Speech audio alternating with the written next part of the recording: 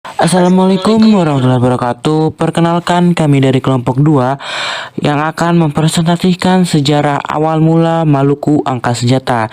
Sebelumnya izinkan kami memperkenalkan diri. Perkenalkan, nama saya Syekh Muhammad dan teman saya Khalid Alhamdi. Materi pertama yang akan dibacakan oleh Syekh Muhammad.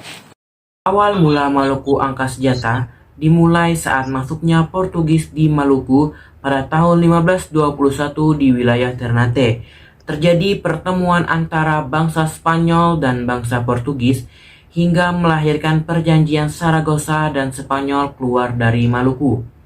Dengan keluarnya Spanyol dari Maluku, maka Portugis secara leluasa memonopoli perdagangan di Maluku. Keserakahan dan ketamakan Portugis membuat rakyat Maluku angkat senjata.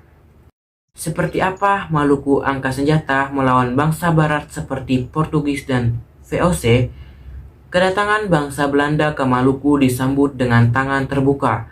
Hal ini dikarenakan bahwa bangsa Portugis adalah bangsa yang dimusuhi oleh bangsa Maluku dan bangsa Belanda. Hingga kemudian bangsa Maluku saling bekerja sama dengan bangsa Belanda untuk mengusir bangsa Portugis. Setelah Portugis meninggalkan Maluku pada tahun 1613, VOC merebut benteng Portugis yang disebut Benteng Victoria, hingga kemudian mendirikan benteng baru yang dinamakan Benteng Orange. Materi berikut akan disampaikan oleh Khalid. Perlawanan Maluku. Awal dari Maluku mengangkat senjata dimulai saat perperangan dipimpin oleh Kakikal pada tahun 1646. Namun perlawanan ini dapat dipadamkan oleh VOC. Maluku angkat senjata melawan VOC. Yang paling fenomenal adalah di Tidore pada tahun 1779. Perlawanan ini dipimpin oleh Sultan Nupu setelah tertangkapnya Sultan Jamaluddin. Sultan Nupu melakukan strategi politik divide et impera, sama dengan taktik yang dilakukan bangsa barat untuk melawan Belanda. Cara yang dilakukan adalah dengan cara menghasut orang Inggris untuk mengusir VOC. Setelah berhasil, Sultan Nuku menyerang bangsa Inggris untuk keluar dari Maluku. Upaya ini berhasil mempertahankan Maluku dari serangan barat hingga akhir hayatnya. Perang Batimura. Setelah kepergian Inggris karena perjanjian Traktor London, Belanda kembali menguasai Indonesia pada awal abad ke-19.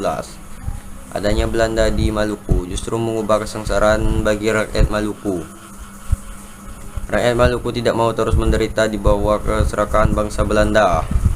Oleh karena itu, perlu mengadakan perlawanan untuk menentang kebijakan Belanda di bawah pimpinan Komando Thomas Matuelesi atau biasa disebut dengan Kapitan Patimura.